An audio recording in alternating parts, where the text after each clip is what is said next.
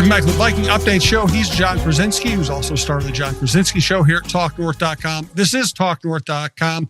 We're coming from the Aquarius Home Services studio. Scott for Aquarius Home Services. Summer's packing up and chilly mornings are sneaking in. Don't face them with a cranky furnace, flickering lights, or a water heater that quits mid-shower.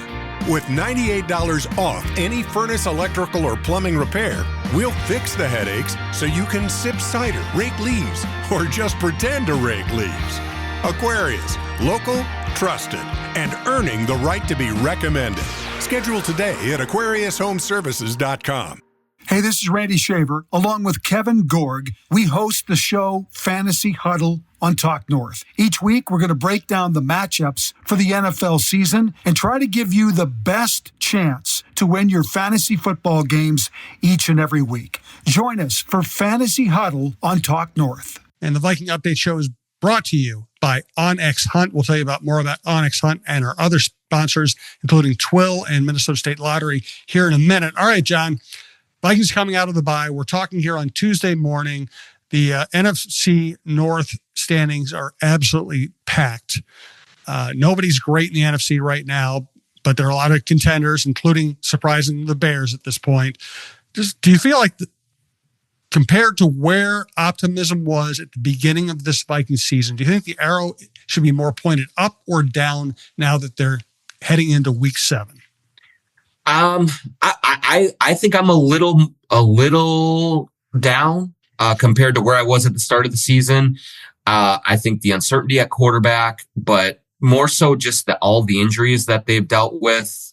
It looks like a team, at least right now, that isn't quite as dynamic on both sides of the ball that I thought that they were going to be. Now, it doesn't mean that they can't find that form and figure things out. But this has been it feels like more of a slog through the early portion of this schedule. And now it gets really difficult with the strength of schedule and the opponents and everything that they have coming in. And so I still think that, I'm definitely not doomsday on it, but I definitely, my optimism is tempered, coming from what we've seen so far and knowing what is ahead of them here coming forward. Yeah, I think if you were going to be an optimist in August, what you would hope to see by this point is good, healthy J.J. McCarthy, and we've only had one quarter of that, certainty at the quarterback position,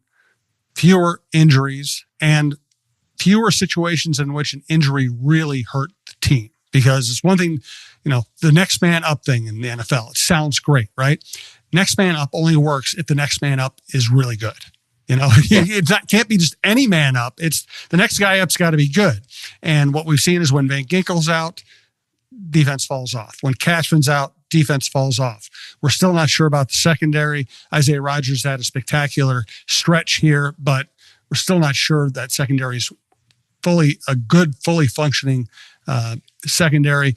We still haven't seen a lot of Harrison Smith. He's made a few nice plays when he's been in there, but he's just not an every down player. Offensive line has been devastated. Aaron Jones, being out. I mean, we all love Jordan Mason, but he's fumbled the ball. It's like nothing really feels as good or settled as you would have hoped, with perhaps the obvious, which is that Justin Jefferson's still a great receiver.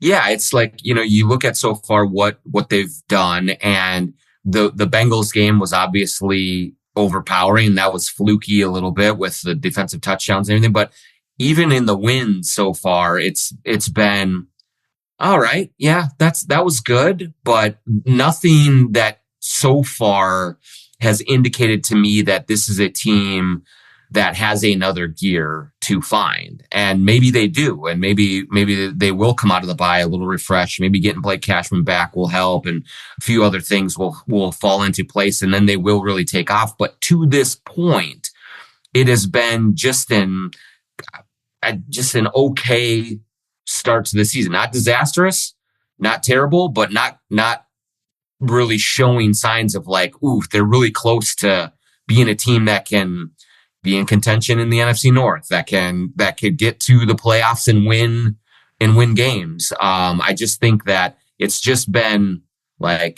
underwhelming to this point. It has. We're going to talk about quarterbacks. We're going to talk about the injuries, talk about the rest of the league. Let's start here, though, because we've all been looking forward, or for some Vikings fans, dreading that 4-game stretch out of the bye. You're going to face, and as recently as about a month ago, you're saying, okay, 4 Super Bowl contenders. How do you survive that stretch? What's fascinating about the league, it goes back to the old Bud Grant saying, it's not who you play, but when you play them. What's fascinating about the league is every week you tend to look at the remaining schedule differently than you did the previous week. And now you look at it, and the Vikings are playing the Eagles at perhaps the perfect time. The Eagles are not running the ball nearly as well as they did last year. Saquon Barkley looks like last year took something out of him. They're not getting the ball to A.J. Brown all that much. Jalen Hurts had a chance to hit Devontae Smith for a long touchdown that might have turned that game around last week. He missed him by 20 yards. He has not been as efficient as you would like. Defense has been good, not great. And the Eagles have lost a couple in a row. And they got run by the Giants, which is not a sentence I thought I'd be saying anytime this year. So the Eagles don't look, they're still good and still a great roster, but they're not as scary good as they were. Then you have the Chargers, who are dealing with a lot of injuries. Still very talented team, very good team, but not as scary as they might have been a month ago. Then the Lions. I do think the Lions are very good. Yes. But they have lost a couple of games, and they've lost when they've played really good teams. They have not looked like quite the same team. And then the Ravens are the Ravens are as big a mess as they've been in 20 years. 20 years. They are as bad a team as we've seen them be for a long time. This is a franchise that just knows how to draft, knows how to develop talent. And right now they can't do anything right. So, a month ago, I might have said, boy, if they win one of those 4 games, then they've kind of salvaged something. I think if they're really contenders, they should win 2 out of these 4 games. Yeah, I think that's fair. And I actually think that in that way, Jim, I think Sunday is an important game. Yeah. I really do think that if they come out of the bye and they play well and they beat the Eagles, even if the Eagles are not necessarily what we thought they were at the start of the season, that would still be a big win to get.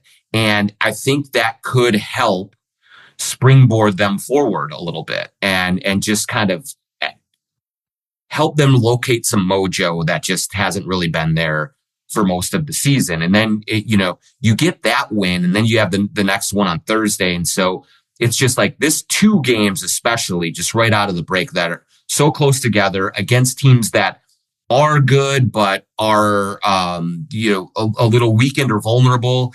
I just, if you could find a way to get those 2 right away, then I think you're really set up to maybe start to get some momentum, put some things together, and rediscover yourselves a little bit. But I'm going to be watching very closely on Sunday. Just how do they look? Does this, is this a team that can take a struggling team and jump on top of them and keep them down? Or is this the team that the struggling team uses to get right and get moving? I think it's going to be pretty telling when we walk out of there on Sunday evening what the state of the Vikings landscape is. And looking at it the way you just set it up, to me, that almost heightens the importance of finding a way to beat Philadelphia, because as good as Philadelphia is, it's a home game coming out of your bye with you getting healthier with your roster and being as healthy as you've been for a while.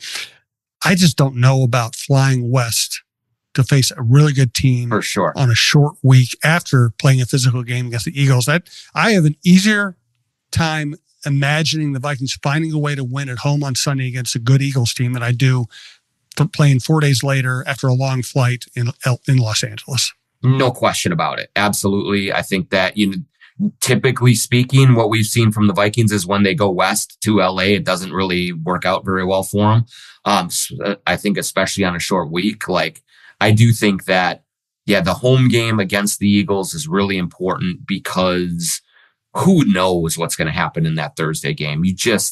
You really don't. And so getting that one coming out of the bye, I just think is crucial to them in terms of just the overall feel for what this season can be. Whatever happens on Thursday happens, and maybe they win, maybe they lose, and you can explain away either one of it. But But you know that the Eagles are struggling right now. You know that you're coming out of the bye and at least a little bit healthier and a little stronger. This is one that it feels like a good team just goes in there and wins and plays well and does it. And so, we'll find out, if they lose on Sunday, I think that would be disappointing in terms of like just the outlook for the rest of the season. Even if at the start of the season, Jim, I thought, well, Eagles on a Sunday, that's a loss. Like, I just think that it's different now. And there's a little more, I think, even urgency to this game, given how it's gone for both teams going into it. We're talking here on Tuesday morning. Maybe there'll be some news breaking in the next day or two, but we're going to talk about the quarterback situation in the big picture, given what we know now. Let's get to that in a second. Do want to tell you about Onyx Hunt. Have you ever driven past a piece of land and wondered who owns that? Or maybe you need to know exactly where a property line runs. That's where Onyx Hunt comes in. And it's not just for hunters. There are folks using Onyx for their jobs every day throughout the country, from farmers and ranchers mapping out their fields, wildland firefighters navigating rough terrain, to construction workers needing to know who owns what property. This app offers something for everyone. If you need the best land ownership maps, aerial imagery, and property boundaries in your pocket, Onyx Hunt is the tool for the job. Try it free for 7 days. Download Onyx Hunt in the app or Google Play Store, or visit onyxmaps.com/hunt to get started. We would also like to thank Twill. I am wearing a Johnny O shirt and a Johnny O hat. I also wear a lot of their Peter Millar stuff. I wear their Brax stuff. Pretty much head to foot, I wear stuff I got from Twill. You can buy casual shoes, dress shoes, shoes that I wore at my daughter's wedding with a tux. I bought a bow tie that I wore with the tux to my daughter's wedding. I bought tailored suits, sports jackets, dress shirts,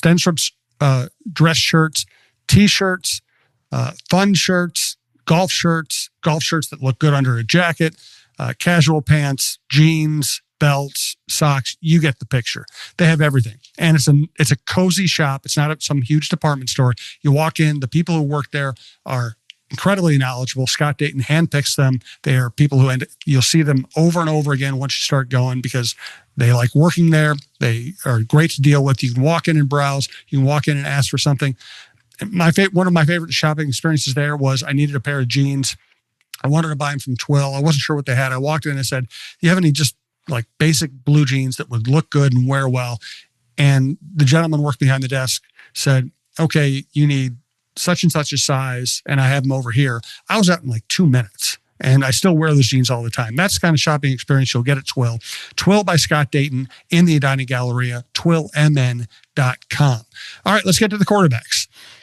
Interesting to hear Kevin O'Connell phrase things the way he did on Monday, which was, hey, Carson Wentz is, a veteran. He's dealing with a shoulder, but you kind of get the sense that, hey, Carson Wentz knows how to play with a sore left shoulder. And when he talked about McCarthy, it was about mechanics and footwork and, trying to get him back in the right frame. And we're all capable of reading too much into these things, but I think O'Connell tries to leave breadcrumbs. Sometimes he leaves them and confuses you. Sometimes he leaves them for you in the right place and leads you to the right place. But it almost sounded to me like O'Connell was doing what I expected, which is setting the stage for Wentz starting on Sunday. And if Wentz is going to start on Sunday, he's probably going to start on Thursday if he's healthy, and then deferring this decision until McCarthy is really healthy and you have that 10-day break before the Lions game. Yeah, I think so, Jim. That's what makes the most sense to me with all of this. And I think that you can reasonably say that, hey, JJ McCarthy had a high ankle sprain. Those are difficult injuries to come to recover from and take a while to get back. We're also banged up all over the place, offensive line, everywhere else. And you have 2 games in 5 days. Like, let's just get through this little stretch and then evaluate, because it also gives JJ the time to get even closer to full health. And when you're talking about a young quarterback who does like to move around like JJ does, and I just do think that the responsible thing to do is to say, we want you fully healthy when we get back out there, especially when you're still trying to find your footing quite literally and figuratively with this offense.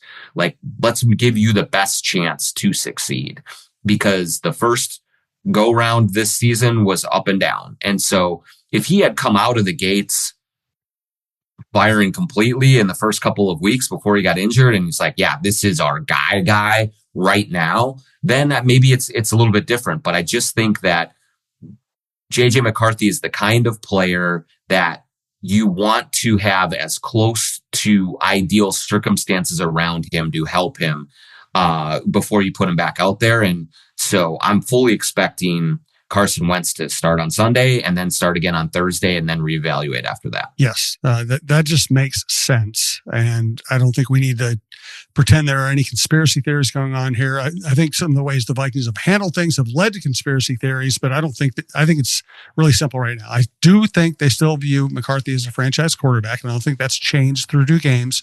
And I think they also want to be really careful of that injury and be really careful of his development and not put him in a position where he can either be re-injured easily or have his confidence damaged easily.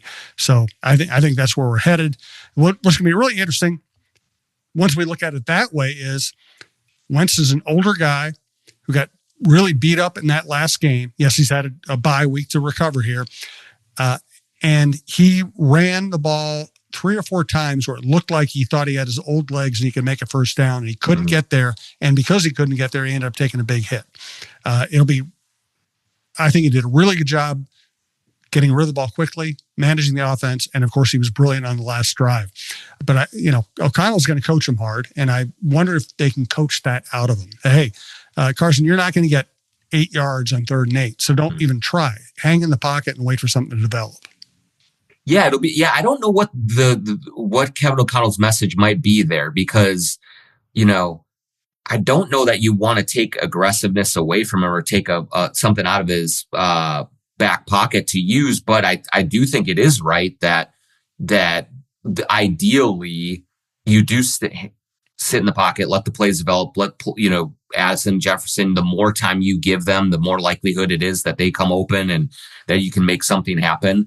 But kind of to a larger point on this subject is that's why I think that any sort of concern about the timeline for when you get JJ back in there and when you don't and all that is a little bit overwrought right now, because I think there's going to be an opportunity that happens organically with Carson Wentz. Either he is going to get hurt, whether he's scrambling, whether the leaky line lets someone in or whatever, he'll get a little banged up, or he will struggle and it'll be a thing like, hey, it's not working out for you. Let's give the youngster a try again. And so sort of trying to manufacture a reason or the logic to put him back, McCarthy back in, sooner rather than later, I think is just unnecessary. I just think that let this thing play out. You don't have to rush McCarthy back, and there will more than likely be an opportunity that arises where it's like, yep, it's time to go back to McCarthy. And if it doesn't, that means that you are winning a bunch of games and Carson Wentz is playing great. And I think you just ride that as long as you need to. Agreed. Let's look at the division here. The Packers look like the best team in football after 1 week. They have really not been all that impressive since. And they had an opportunity to kind of get out to a big lead in the division, and they've blown that. Doesn't mean they still won't win the division, but it has not gone perfectly for them. I do see some positive developments. I think Matthew Golden's coming along nicely. He's going to be an impact player. Jacobs is still a monster, but Parsons has not been the impact player. That maybe the lesson here is that if you trade for a superstar from Dallas, don't expect him to just fix everything for you. Maybe Jerry Jones is the genius. Maybe it is. I just can't. I can't do it. I can't. I think Jerry screwed up, and the Packers, for some reason, and one thing coming out of Packer camp is that Parsons feels like he's being held on every play, and that. Yeah. Okay. Okay. But that's an excuse. That's a weak excuse. Yeah. So something is not quite right there. And maybe maybe it just takes time. The trade happened very late, and maybe he's going to need to settle in. Or I do think that part of the calculus in the Cowboys' decision was this guy is going to demand a ton of money, and he's had some injury issues, and there's been some things that's come up. And so maybe there are some physical things. I think the other interesting part of the Packers right now, Jim, is like, Jordan Love has been fine, but like, if you want to be a team that goes to the Super Bowl, that is considered the favorite in the conference, I think you need more out of him than what you've gotten to this point. And so, that's kind of something that I'm watching right now is like, okay, where is he on his development curve? And, and what's happening here? Cause there are times where he lets a throw fly on the run, and you're like, my gosh, that's prime Aaron Rodgers right there. But then there's a lot of times where it's just like, is that all you got? Like, is that, is there a ceiling on this that's lower than some people thought? And I think that's going to be the big key for the Packers down the stretch here. Yeah, I think he's a really talented, quality player who you're not sure you can trust. Yeah, that's fair. He's huge arm talent and all those things, but he has, he had the one win in the playoffs against the Cowboys, but you really haven't seen him have a lot of moments yet of like, okay, I'm taking control of this. This is my team, and I'm one of the best in the league doing this. And he's just not there. Also, playoff wins against the Cowboys probably aren't what we should base projections gracious on. Yeah. All right, let's get to the injury situation, what could transpire and how it could change the season. First, we want to thank and welcome back Minnesota State Lottery. She's Jen, the ultimate Vikings fan. Okay, everybody, welcome to the Vikings Jan Show fan show. My special guest today is Jared Allen. So, Jared, who you got for the Vikings game this week? Minnesota Vikings. Me too. So that's our show. We'd like to thank our sponsor, the Minnesota Lottery, who reminds you this could be your year. Play the new Vikings Scratch Game for a shot at $100,000, game tickets, and more. Minnesota Lottery. I'm in. Must be 18 or older to play. And here's Talk North star Michael Russo for Clamshell Beach Resorts. Hey, have you been dreaming of a lake cabin lifestyle with boating, fishing, and family fun in northern Minnesota? Well, lately I've thought a lot about how cool it would be to have a getaway like so many Minnesotans. And if you're like me, you probably think that owning your own lakeside getaway is beyond your budget. Well, if you think lake cabin real estate prices keep going up, well, think again. This is Russo, and I'm here to tell you there is an affordable way to enjoy a cabin lifestyle and all that goes with it. And yes, I said affordable. I founded a Clamshell Beach Resort, which is located on the Whitefish chain of 14 lakes for you and your family to enjoy. Here's how. Clamshell has lake homes that offer deeded fractional ownership, and the keywords there are deeded and fractional. You own it. Imagine having 5 weeks a year to enjoy Clamshell with its beaches, pool, and lodge that's full of kids' activities. Is golf your game? There's a great golf course right across the road. Like winter sports? Well, you can go ice fishing, cross-country skiing, or snowmobiling right out the door at Clamshell. And there's no maintenance, no grass mowing, no snow removal. It's done all for you. And you can own a share of Clamshell Beach Resort at an affordable price. To learn more about ownership opportunities at Clamshell Beach Resort, go to cottagesonwhitefish.com or contact Pat Egan at 612-220-9819. That's cottagesonwhitefish.com or Pat Egan at 612-220-9819. All right, so they should be a healthier team on Sunday. It's always hard to project who's going to actually be ready, but Cashman's coming into his 21-day window. I could see if he feels good at practice this weekend playing, he makes a massive difference. And this team,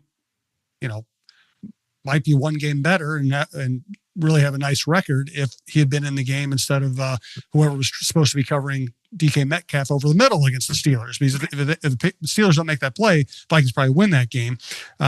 I think Van Ginkel's out for a while. I think Ryan Kelly's out for a while. They should be getting Brian O'Neill back, should be getting Juergens back. Sounds like Donovan Jackson's trending in the right direction. So you could see some real fixes for the front seven, the offensive line, and then we'll see if Darisaw is ready to play full game, and we'll see if Harrison Smith is ready to play more snaps.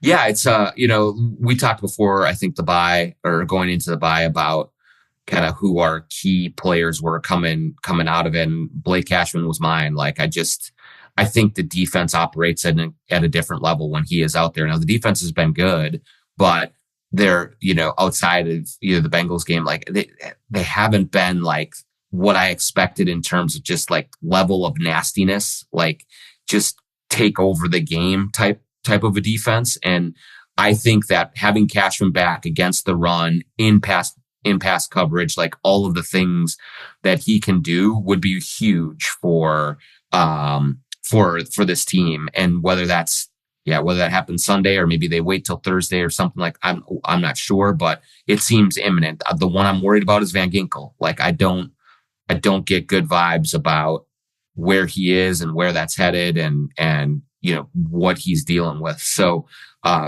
losing him and then kind of forcing even more onto Dallas Turner's plate, I think is a concern at this point for me. Yeah, when I was in London, Van Ginkel didn't even come close to the practice, stepping on the field. Then they've had the bye. Now they have this week, and he's going to be working on the side again. Either this is a late season, maybe tentatively try to come back, or this is the kind of deal where he and his agent say, you know what, something's wrong, and we might as well fix it now. And he's out for the year, and he's a vital player for this group. The offensive line should be better. So here's the easy debate to have, and I'll throw it out there because I haven't talked to you about it. They had Darrisaw on they either had him on a pitch count, or he basically came to them late in the game, said, it's not right now. I can't push it any farther.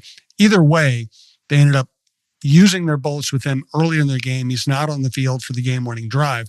Now, they scored the winning touchdown, the game-winning drive. That relieves the pressure. It doesn't have to be some big controversial thing. But what's your sense of how they've handled him and how they handled him in the last game? Yeah, I'll just say to me, it's just weird. Yeah. I don't know. I have no sort of internal knowledge of whether this was the Vikings kind of setting a protocol for him or, Darrisaw speaking up for himself. I'd say reading between the lines of what Kevin O'Connell said after the game, it indicates to me, my guess is, it's just purely a guess, that this was more Darrisaw saying, look, I can't go. And that is interesting to me because the previous week against Pittsburgh, he played a ton. And so either that is he went through that game and came out of it and felt really bad and was like, I gotta be more careful and we have to get back to things, or something happened during the game, something like that. But like, even when he was going through his return to play, there was a lot more sort of, it felt like vague and intrigue around that. It wasn't as straightforward as maybe I might expect. And so, this whole thing just does not feel like a conventional injury situation. And I don't know who is to blame or who is to, at fault or why that's happening. But the thing that I can say is that this is not usually how it works, and something is off here, and I don't know what that means going forward, and I'm not sure how it got to that point. Even in camp, Darrisaw was always very cautious about projecting anything, and so my guess, and like you, I don't have an internal source telling me these things. I don't think they have any internal sources who want to talk about this. My guess is that Darrisaw has just been uneasy about the way his knee feels, and he's being cautious. And who could blame him? But it does put the coach in a difficult position where he doesn't know if the star tackle is going to stay on the field for the game-winning drive or not. Yeah, and it's a really difficult spot, right? Because look, this is obvious, but he is a monster player for the Vikings. Like everything changes when he is on the field. Now, yes, they were able to execute down the final drive and score without him. Great. That is not something that you bank on. That is not a repeatable scenario to kind of keep going into it, because that's the other reason why I think this was more of a Darrisaw decision in the moment, is that if he truly is on a pitch count, I think you have to find ways to sprinkle in the breaks earlier in the game so that if you need him at the end, he is out there. And so it doesn't make sense to say, yeah, we're just going to play you through the first 3 quarters or whatever, and then you're going to sit like that. That doesn't jive with what I think would be the right thing under those circumstances. And so it's a tough spot for O'Connell to be in, because he is hugely important. He's a big presence. Like all of the things that are going, you think about the longevity as well, not just this year, but going forward with one of your most important players making a ton of money. It's gotta be one that O'Connell is really sort of laboring over and kind of trying to figure out the right thing. Cause it does not feel like this is as easy as, hey, you're good to go out there and play, or you're not good to go, do not play. They're somewhere in the middle, and that's really murky right now. All right, so we're going to pick a game on Tuesday, not knowing really what the injury report's going to look like later in the week, but we're going to pick it for fun and for the sake of the conversation. I'll go first. Cashman coming back could change the entire run defense. A good run defense, the way the Eagles are running the ball right now, might be enough to put you over the top. But at this moment, not knowing if Cashman's going to be back or if he's going to be fully back, I just have trouble picking against the Eagles. The Eagles have had their problems the last couple of years. There was a time last year it looked like they were dysfunctional, and they tend to figure it out and get going in the right direction. So I'm going to pick the Eagles in a tough game, like 22-19, late field goal type of game. I think it's going to be tough, but I just can't pick the Vikings till I know more about their injury situation and feel better about their injury situation. Yeah, sitting here on Tuesday, I think the clearest path to victory for the Vikings is they find a way to sort of prey on what seems to be an eroding trust or belief in Jalen Hurts. And that's not, I'm not saying internally on the Eagles' part, but there's a lot swirling around Jalen Hurts right now and the way that he's playing, and is he really as good as people said he was, and all of those things. And there could be a lot going on for that. There's gonna be a lot surrounding it. So if Cashman does return and Brian Flores is able to put together a great game plan, I think that is the pathway forward to win a low scoring, tight game over the Eagles. But kind of similar to you, Jim, at this point right now, I just trust the Eagles to figure out their situation a little bit more than I trust the Vikings right now. Like, just because of the uncertainty with the injuries, what's going to be happening with some of their key players, Darrisaw, all of this. I just think that I expect at some point in the next several weeks, the Eagles are going to sort of snap out of this funk and going to start rolling. And I think that could be this weekend. And if that happens, and if they do snap out of it, I think it's going to be really, really difficult for the Vikings to win. So yeah, I'm with you. I don't know what the score is. I'll have to think about that yet. But I right now, today, I like the Eagles to win this one. Hurts is such a fascinating figure. I mean, he loses his starting job in college. He is a second-round draft pick. He ends up winning the job, and at this relatively young age, he's played well enough to have won 2 Super Bowls. He won one, and the other one he wins if Patrick Mahomes doesn't make this crazy scramble on a broken ankle. And yet there's still that feeling that, okay, he can do a lot of things well, but is he really a great quarterback? I mean, and the accomplishments say he's a great quarterback, but sometimes the eye test makes you wonder. Yeah, it's really, I really enjoyed listening to Baker Mayfield this week, when he said, he's kind of talking about the perception of him and who he is. And he said, hey, like earlier on in my career, when we weren't winning and things were going well, I was sort of this loose cannon. I was this, live wire guy, this cocky, arrogant guy. And now that we are winning, I'm this, leader. I'm this fiery. I'm like that. I'm that. And it's turned the other way. No, I've always been the same guy.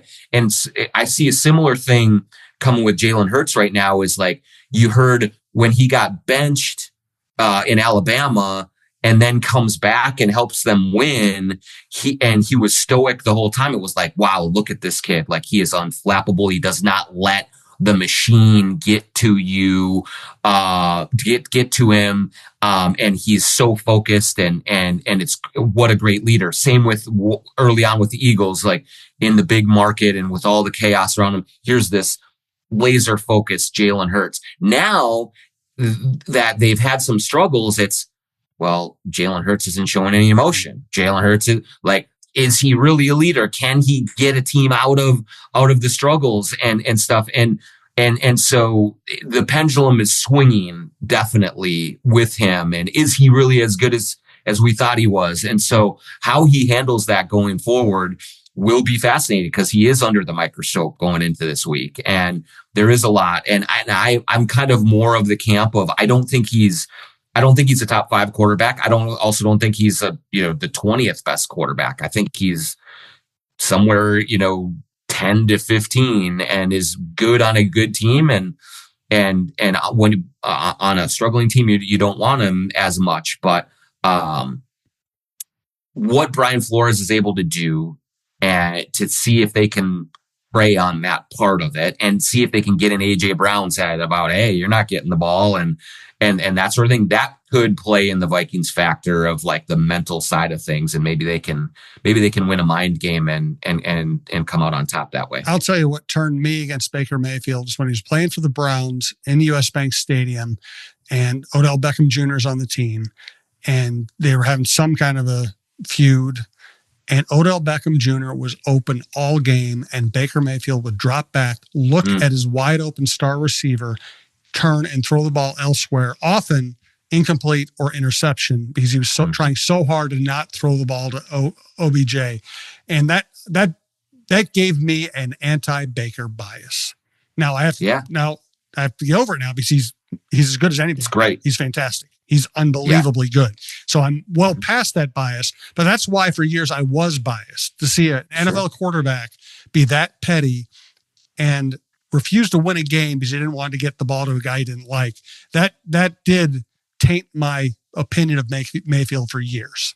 Well, and I mean, this will be a bigger conversation for another pod, but like, this is also why you do look at JJ McCarthy and you just like, hey, maybe he just give him some time to figure out what he is and who he is. And he's going to be he could be an entirely different quarterback in 2 to 3 years. Now they want to have him ready right now, but, Baker Mayfield, Sam Darnold, there's several cases now that are starting to pop up, and it feels like even more and more lately of like, man, these quarterbacks who either flamed out or were failed by their organizations or whatever early, being able to weather and get through and go through some trials and tribulations and come out on the other side more mature, learning, figuring things out, and then being in a system that fits them better.